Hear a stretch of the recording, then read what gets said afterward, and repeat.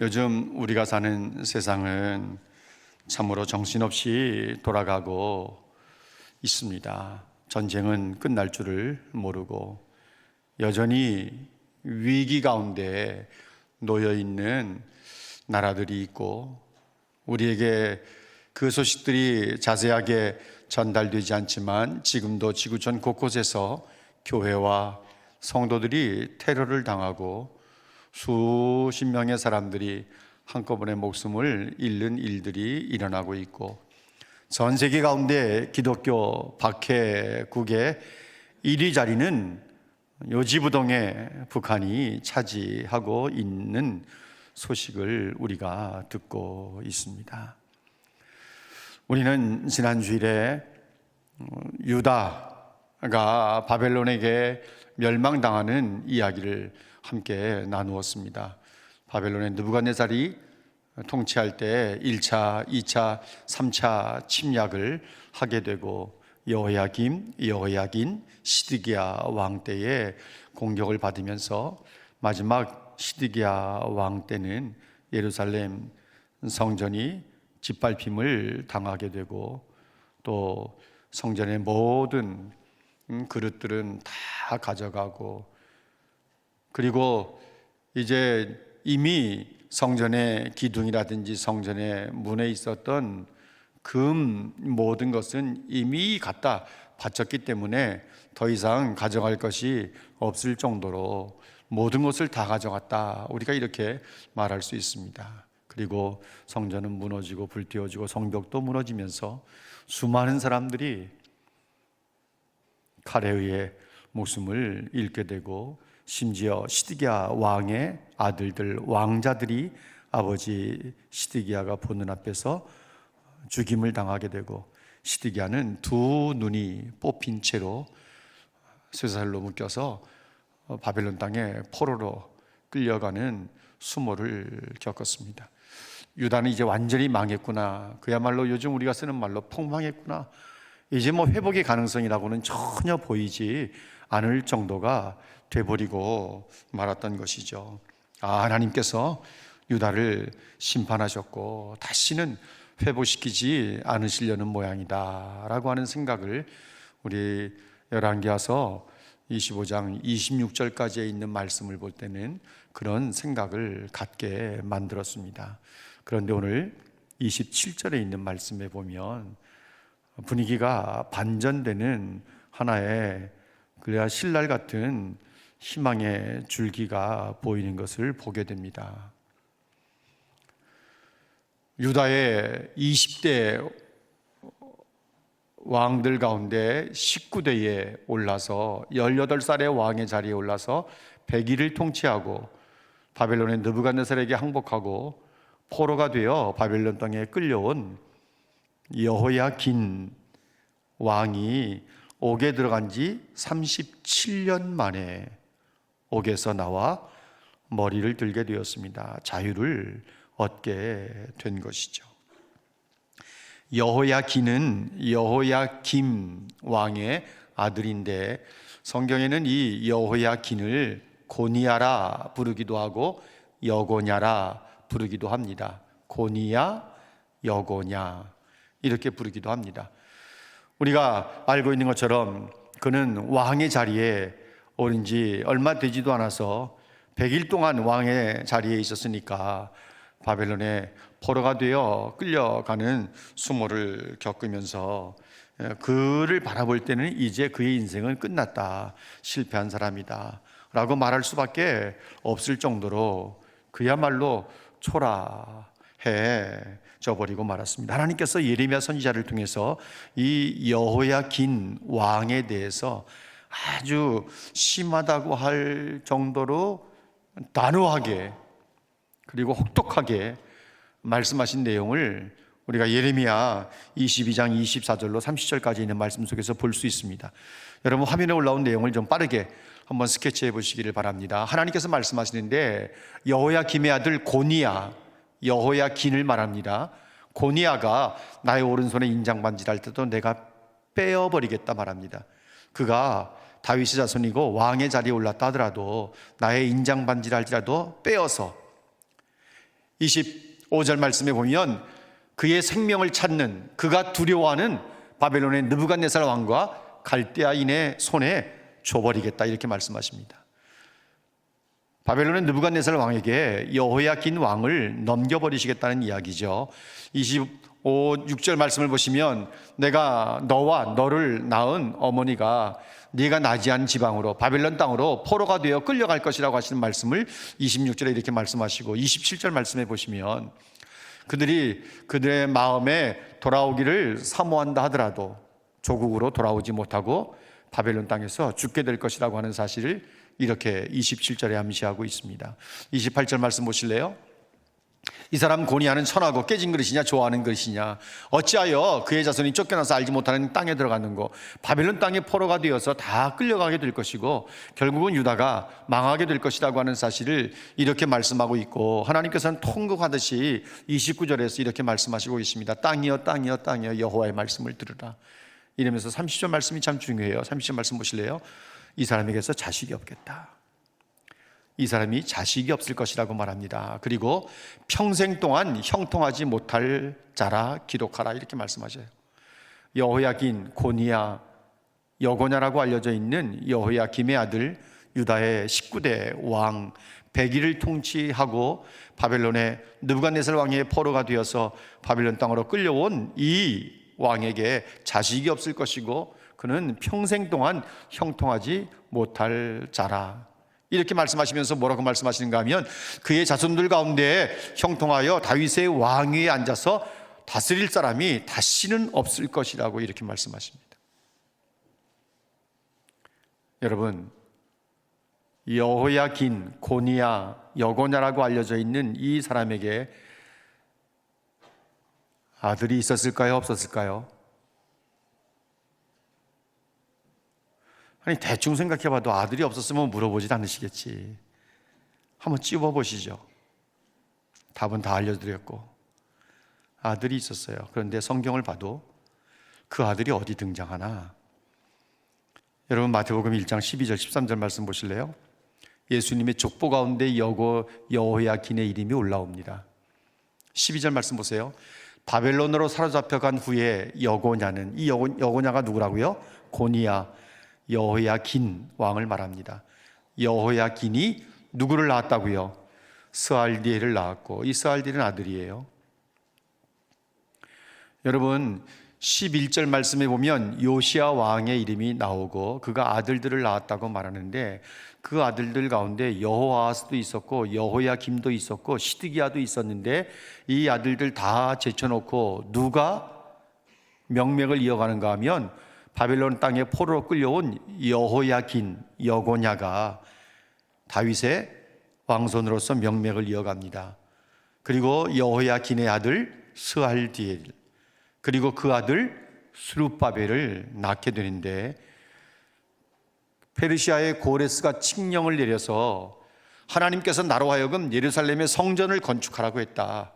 그러니까 유다 민족 가운데 올라가서 성전을 건축할 사람들은 다 예루살렘으로 가도 좋다고 고레스의 칙령이 떨어졌을 때 약 5만 명 가까이 되는 사람들을 이끌고 유다와 예루살렘 땅으로 돌아온 사람이 누구예요? 스룹바벨이에요. 그가 누굽니까?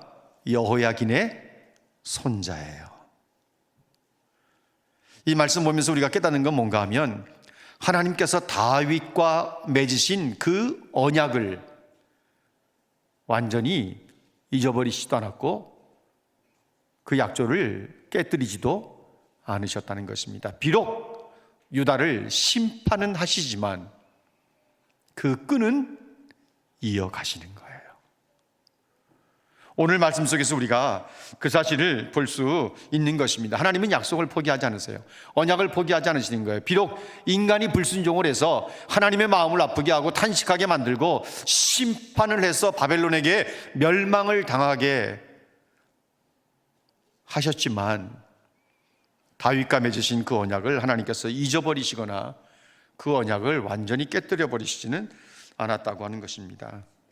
우리가 이 내용을 보면서 생각나는 찬양은, 하나님 한 번도 나를 실망시키신 적 없으시고 언제나 공평과 은혜로 나를 지키셨네. 오 신실하신 주.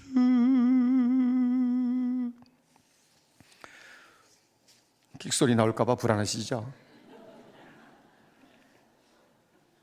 여러분 생각해 보세요. 하나님께서 다윗과 맺으신 언약을 하나님이 포기하지 않으신 거예요. 비록 그 후손들이 하나님의 진노를 살 만한 우상 숭배의 죄악을 너무 심하게 범했다 하더라도 하나님께서 다윗과 맺은 언약을 유지해 가시는 것입니다. 그 한 가닥 남은 희망의 실날 같은 그 끈을 하나님께서 놔버리시거나 그것을 끊어버리지 않으신다는 거예요. 여호야긴이 18살의 왕이 되고 그 왕이 되던 그 해에 바벨론의 침략을 당해서 포로가 되어 끌려가 37년 동안 옥에 갇히게 되었는데, 그런데 놀랍게도 바벨론 왕 느부갓네살의 그 뒤를 이어서 흘러가면서 에윌무로닥이 왕의 자리에 올랐을 때 여호야긴을 옥에서 나오게 만들어 줍니다. 37년, 결코 짧지 않은 시간이죠. 인생의 황금 같은 시간을 사실 여기서 다 보냈어요. 인생의 황금 같은 시간을 여기서 그가 다 보냈어요. 37년 동안 옥에 넣어주는 그 밥알이었겠습니까? 빵이었겠습니까? 악착같이 살겠다고 그것을 먹었을 텐데 사실 그 옥에 갇혀서 아무 말도 아무 기록도 없이 역사 속에서 사라지는 인물처럼 보였을 것임에 틀림이 없습니다. 옥에서 무슨 노력을 하겠습니까? 노력한들 무슨 소용이 있겠습니까? 그는 기도하는 사람도 아니었고 기도한다 하더라도 그에게 무슨 응답이 있었겠나 하는 생각도 우리가 하게 됩니다. 그는 포로로 끌려올 때 모친도 끌려왔고 18살에 왕의 자리에 올랐는데 성경은 뭐라고 말하는가 하면 열왕기하 24장 15절 말씀에 보면 그의 아내들도 끌려왔다고 말합니다. 18살인데 이미 다수의 여인들을 아내로 삼았던 것이죠. 어떻게 되었는지, 그들은 어떻게 되었는지 얼마나 궁금한 가운데 37년의 세월을 보냈겠습니까? 그런데 하나님께서 침묵하시는 것 같고 아무 일도 안 하시는 것 같은데도 하나님은 여전히 물밑에서 일하고 계셨다고 하는 사실이죠. 우리 눈에 보이지 않고 드러나게 나타나지 않는다 하더라도 하나님께서는 여전히 하나님의 자녀된 백성들을 위해서 일하고 계신다고 하는 사실을 믿으시기를 바랍니다. 꼭 우리 눈에 보여야 되는 것 아니죠. 우리 눈에 드러나야 되는 것만은 결코 아닌 것입니다. 분명히 여호야긴은 역사 속에서 사라진 인물처럼 생각이 되고 지워진 사람처럼 생각이 되었을 텐데 하나님께서는 생각지도 못한 때에 그를 회복의 자리에 올려 놓으시는 것을 성경이 오늘 우리에게 보여주고 있는 거예요. 사랑하는 여러분, 우리가 하나님의 도움을 그렇게 간절하게 구하는데 하나님이 침묵하시는 것 같은 생각이 들 때가 참 많이 있습니다. 하나님 뭐 하시나? 하나님 왜 가만히 계시나? 하나님께서 일하시면 참 좋겠는데, 그런데 생각하지도 못하던 때에 하나님께서 회복의 은혜를 부어주시는 거예요. 여호야긴이 36년 동안 옥살이를 하는 동안에 무슨 희망이 있겠습니까? 그야말로 어떻게 생각해 보면 죽지 못해 사는 인생이죠. 18살에 감옥에 들어가서 37년 후에 감옥에서 나오게 되는데 그 나이가 55세예요. 그의 할아버지도 그의 아버지도 그 나이 되기 전에 이미 세상을 떠났어요. 옥살이 하면서 55세까지 37년 동안 옥살이 하면서 목숨을 이어왔다는 것은 정말 대단한 것이라고도 말할 수 있는데, 바벨론 왕 에윌무로닥이 즉위하면서 즉위한 원년에 여호야긴을 옥에서 나오게 만들어요. 그것만 해도 감사하지. 그런데 그에게 베풀어지는 호의를 한번 보십시오. 포로로 끌려온 다른 왕들보다 더 높은 자리에 앉게 해줍니다. 그리고 왕을 마주보면서 식사하게 만들어 줍니다. 평생 사는 동안 여호야긴에 필요한 모든 것을, 물자를 공급하게 만들어 줍니다. 이것은 분명히 왕의 호의죠. 왕의 자비예요. 그런데 우리가 신앙의 눈으로 보면 뭡니까? 하나님께서 여호야긴에게 은혜를 베풀어 주시는 거예요. 생각지도 못하던 때에 하나님께서 회복의 은혜를 베풀어 주시는 것입니다. 내가 광야의 길을 걷는 것처럼 생각이 드는 때가 있다 하더라도 그 마지막이 멸망이 아니라 하나님의 은혜요 회복이 된다고 하는 사실을 믿으시기 바랍니다. 하나님의 백성들이 가는 길이 평탄하지 못한 가운데 있다 하고 또 정말 골고다 언덕길을 걸어가는 것 같은 그런 삶이 이어진다 생각이 된다 하더라도 결코 나를 버리지 아니하시는 그 하나님의 손길이 나를 붙잡으시고 나를 회복의 길로 인도해 가신다고 하는 사실을 믿으세요. 우리 속에 착한 일을 시작하신 그분께서 그리스도 예수의 날까지 이루어 가실 줄로 믿습니다. 여러분, 성도가 회복의 은혜를 누리는 것은요 절대 우리의 어떤 수고, 노력, 공로가 아니라 전적으로 하나님의 은혜인 줄로 믿습니다. 여호야긴이 감옥에서 무슨 공로를 세우겠어요? 그가 유다 민족을 위해서 잘한 일이 뭐 하나라도 있습니까? 없어요. 아버지 여호야김을 따라서 하나님을 진노하게 만든 것이 100일 동안의 여호야긴의 왕의 통치예요. 그러면 그가 포로가 되어서 바벨론 땅에 들어와 옥살이 하고 있는데 그가 옥살이 하는 가운데 바벨론을 위해서 무슨 공로를 세운 것이 있겠습니까? 수고한 것이 있겠습니까? 하나도 없는 거죠. 하나도 없는 거예요. 그런데 옥에서 나오게 되는 것입니다. 말씀드린 것처럼 이미 이것은 전적으로 하나님의 은혜인 거예요. 여러분, 우리가 누군가의 삶을 볼 때나 아니 우리 자신들의 삶을 볼 때도 이런 생각 들 수 있어요. 이제 저 사람은 끝났다. 회복이 된다 한들 뭐 어느 정도나 회복이 되겠나. 나름대로 우리는 누군가를 보면서 혹은 우리 자신들을 생각하면서 마치 인생의 전부를 알고 있는 것처럼 그렇게 너무 쉽게 함부로 가볍게 말할 때가 있는 것이 이 사실입니다. 그렇지만 인생은 세웅지 마라. 아무도 모르는 거예요. 아무도 모르는 거예요. 지금 잘 나간다고 해서 영원토록 잘 나간다는 보장 없고요. 지금 힘들다고 해서 계속해서 인생 끝날 때까지 밑바닥에서 길하는 법 없는 거예요. 왜? 하나님께서 그렇게 쓰질 않으세요. 하나님은 곤고한 시간들이 있다면 형통한 시간도 주시고 형통한 시간이 있다면 곤고한 시간도 주시는 분이신 줄로 믿습니다. 그래서 형통할 때는 감사하고 곤고할 때는 되돌아보면서 기도할 줄 알아야 되는 것이 하나님의 자녀된 우리의 인생이어야 되는 거죠. 그래서 누군가를 바라보면서 너무 쉽게, 너무 빨리, 너무 가볍게 마치 모든 걸 다 하는 것처럼 절대 함부로 말하지 마셔야 돼요. 여러분 자신을 볼 때도 역시 마찬가지입니다.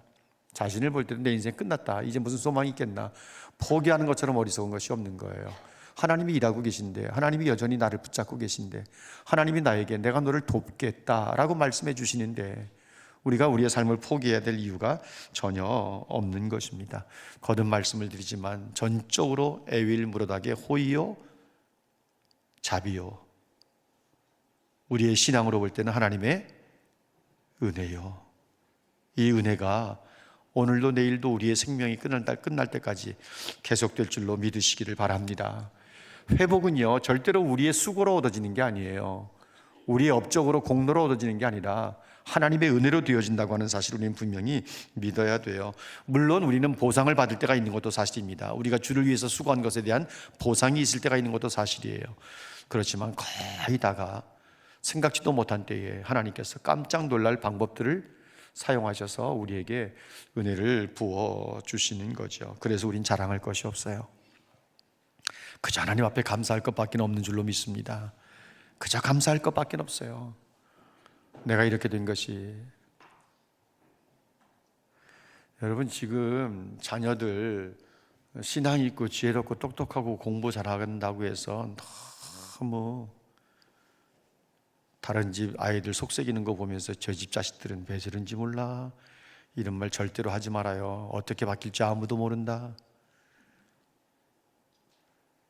그 자식이 누구 데려와서 결혼하겠다고 할지도 몰라요. 아무도 모르는 거예요. 성도들의 삶을 너무나 쉽게 가볍게 평가하시면 안 되는 거예요. 왜냐하면 하나님이 그 사람 편이시고 하나님이 돕고 계시니까 삶이 지금 끝나는 게 결코 아니거든요. 지금 아무리 밑바닥을 기는 것처럼 보이고 내놓을 것 하나도 없는 것처럼 보인다 할지라도 하나님께서 언제 역전시키고 회복시키실지 아무도 모르는 거예요. 아무도 몰라요. 여호야긴은 누가 보더라도 실패한 왕이에요. 패배한 인생이라고 보일 수밖에 없을 거예요. 그런데 하나님께서 은혜를 부어주시지 않습니까? 여러분, 누가 꿈이라도 꿨겠습니까? 여호야긴이 꿈이라도 꿨을까요? 아니요. 절대로 꿈꾸지 못했을 거예요. 37년이에요. 옥살이 37년. 무슨 희망이 있겠습니까?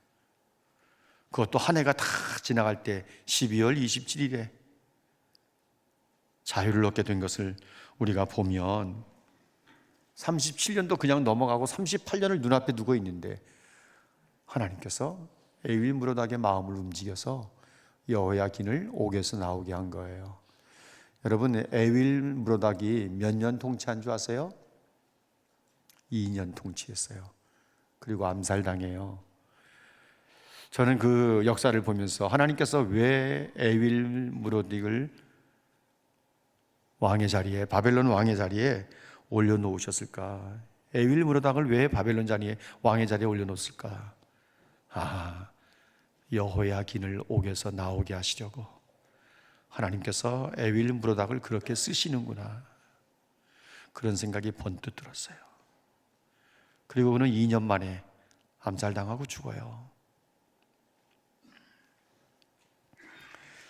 열왕기서를 기록한 이 저자가 왜 유다 민족이 바벨론에게 짓밟힌 이야기로 앞에 있는 26절에서 왕사를 끝낼 수 있었을 텐데 왜 27절로 30절까지 있는 말씀을 덧붙여 놨을까? 여기에는 하고 싶은 말이 있는 거죠. 그러니까 적어도 이 열왕기서를 기록한 저자는요, 에윌므로닥이 여호야긴을 옥에서 끄집어내서 자유의 몸을 갖게 만들어 줄 때까지는 살아 있었던 사람이에요. 여기서 열왕기서 저자가 하고 싶은 이야기들은 이런 거죠. 하나님은 누구신가? 하나님이 얼마나 약속에 신실하신 분이신가를 지금 말하고 있는 거예요. 하나님은 신실하시다. 우리가 그런 찬양의 노랫말을 알고 있지 않습니까? 우리는 주님을 늘 배반하나 내 주 예수 여전히 사랑하사. 우린 늘 주님을 배반해요. 그런데 우리 주님은요, 여전히 나를 사랑하세요. 저는 그 찬송이 번뜩 생각이 나면서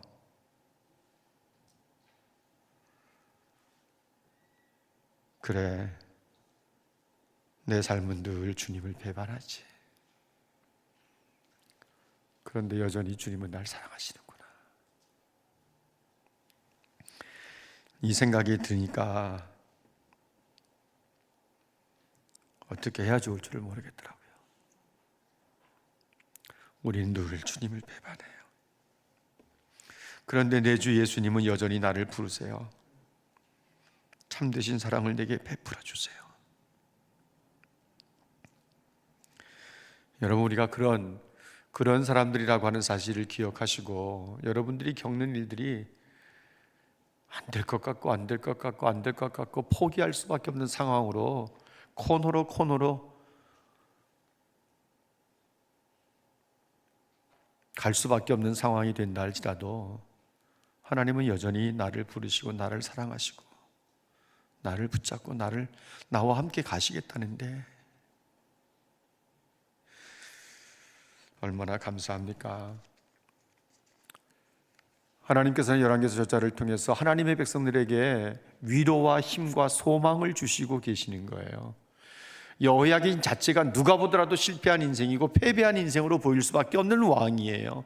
그것도 18살에 비참하게 포로가 되어 감옥살이 37년, 나올 때가 55세가 되었을 때 인생의 황금 같은 시간을 다 옥에서 보냈으니 누가 그를 기억이나 하겠습니까? 아무도 그를 기억하지 못할 거예요. 그런데 열왕기서 저자가 여호야긴이 에윌 무로닥을 통해서 37년 뒤에 55세가 되었을 때 옥에서 나왔다고 하는 사실을 여기에 이 유다 역사의 마지막으로 기록해 두고 있는 것은 이 유다 백성들에게 소망을 주시는 거예요. 힘을 주시는 거예요. 위로해 주시는 거예요. 여러분들은 하나님께로부터 잊혀지지 않았습니다. 하나님이 여러분들을 기억하고 계십니다. 하나님께 소망을 두십시오. 이런 말씀을 지금 하고 있는 거죠. 여러분, 우리의 삶이 여호야긴 왕처럼 다 끝난 것처럼 생각이 될 수도 있고 37년 동안 포로가 되어서 옥살이를 하고 있었으니 무슨 소망이 있겠습니까? 소망, 희망 다 사라진 것 같은 절망적인, 그야말로 밑바닥에 곤두박질 쳐 있는 상황이고 이미 끝났다. 이미 내 인생 끝났다. 포기할 수밖에 없는 그런 상황이라 한다 할지라도 하나님께서 우리에게 이렇게 말씀하시지 않습니까? 네가 어디로 가든지 내가 너와 함께하리라. 네가 어디로 가든지 내가 너와 함께한다. 우리가 오늘도 암송한 말씀처럼 내가 너를 도와주리라.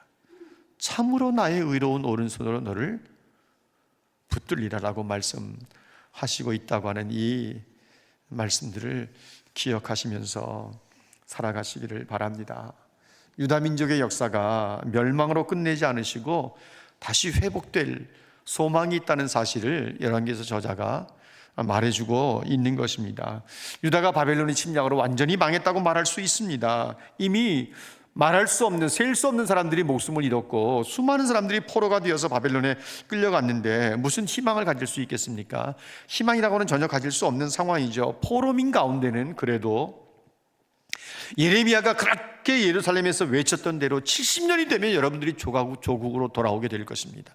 70년이 되면 돌아오게 될 것이라고 하신 선포한 이 하나님의 말씀, 예레미야가 선포한 이 말씀에 일말의 소망을 두고 기대감을 가진 사람들이 바벨론 땅에 소수는 있었을 거라고 생각합니다. 알고 있지 않습니까? 다니엘도 그렇고 그의 친구들도 그렇고 에스겔도 그렇고 이런 사람들이 예레미야가 외친 70년 만에 다시 유다 예루살렘으로 돌아오게 될 것이라고 하시는 이 외쳤던 그 말씀들을 기억하면서 일말의 기대를 가지고 있었을 텐데 분명한 것은 아직 유다 민족의 이야기가 끝나지 않았다는 거예요. 하나님께서 이 유다 민족의 이야기를 지금도 써내려가고 계시는 것입니다. 열왕기서 저자는요, 유다 백성들이 고레스 황제가 칙령을 내려서 조국으로 돌아오는 걸 보지를 못했어요. 그래서 열왕기 하서에서는 그 내용이 없어요. 그런데 페르시아 땅에서 태어나서 율법을 배우면서 학사요 제사장이라고 하는 칭호를 갖고 있는 에스라가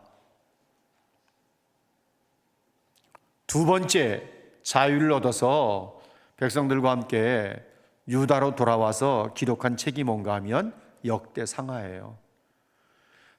페르시아에 태어나서 페르시아로의 자유를 얻어서 조국으로 두 번째로 귀환한 에스라가 역대하 36장 22절 23절 말씀에서 뭐라고 말하는지 여러분 화면을 한번 보시기를 바랍니다. 바사왕 고레스, 이 바사의 고레스 왕 원년에 여호와께서 예레미야로 하신 말씀을 이루시려고 고레스 왕의 마음을 감동시키셔서 그 나라에 공포도 하고 조소도 내렸어요. 그 내용이 뭔지 아세요? 여호와께서, 하늘의 신 여호와께서 세상 만국을 다 내게 주셨다. 세상 모든 나라를 자기에게 다스리게 만들어 주셨다는 거예요. 그러면서 내게 명령하시기를 유다 예루살렘에 성전을 건축하라고 내게 명령을 하셨다. 그러니까 너희 중에 그의 백성 된 사람들은 다 올라가서 하나님의 성전을 건축하라. 하나님께서 너희들과 함께 하시기를 원한다.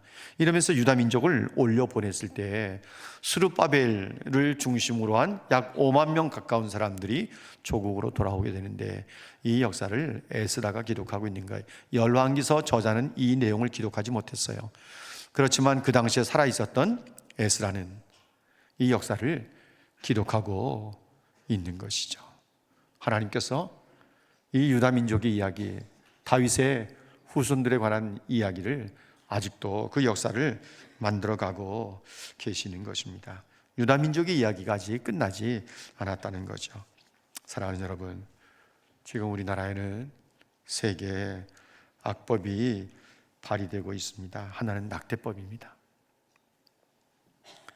아이를 가진 지 몇 개월이 되었든 상관이 없어요.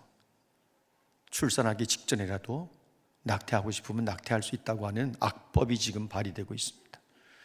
또 하나의 법은 포괄적 차별금지법입니다. 2026년도에 처음으로 올라온 이 차별금지법인데 지금까지 어떤 내용들보다도 악의적인 내용들이 교묘하게 너무 많이 숨겨져 있는 포괄적 차별금지법이 지금 발의된 상태입니다. 또 하나는 민법인데요. 교회와 관계된 이단들, 사이비들 없애버릴 수 있는 법을 만듭니다. 예수 믿는 사람들은 혹은 교회는 그것을 좋아하는지 모르죠. 그런데 그 안에는 교묘하게 교회를 없애버릴 수 있는 조항들이 숨겨져 있습니다. 대한민국의 기독신앙은 위기를 맞고 있는 것이 사실입니다. 하지만 우리 민족의 이야기는 쉽게 끝나지 않을 것입니다. 자유민주주의 속에서 신앙의 정신은 살아있고 아직도 이 나라 이 민족을 아끼고 사랑하는 젊은이들부터 수많은 사람들이 있고 무엇보다도 우리나라 우리 조국을 그리고 대한민국 국민들을 사랑하고 한국교회와 성도들을 아끼시는 하나님이 살아계시기 때문에 우리는 이 민족이 쉽게 끝나지 않을 것을 너무나도 잘 압니다. 하나님은 우리나라의 젊은이들과 다음 세대를 포기하지 않으시고 붙잡고 끝까지 가실 줄로 믿습니다. 우리는 결코 혼자가 아닙니다. 우리가 무슨 일을 당하든 어떤 일을 겪든 간에 하나님은 여전히 내 편이시고 나와 함께 하시고 우리를 위해서 싸워주실 것이고 그리고 두려워하지 말아라 내가 너와 함께 한다. 놀라지 말아라 나는 네 하나님이잖니. 내가 너를 도와주겠다고 참으로 나의 오른손으로 능력의 손으로 너를 붙들어 주겠다고 말씀하시고 계시는 이 말씀을 붙잡으시고 매일 매 순간 날마다 시간마다 삶의 현장에서 이 믿음 가진 성도답게 여러분의 삶을 살아내고 매일매일을 승리로 만들어가는 하나님의 백성들 되시기를 주님의 이름으로 축복합니다.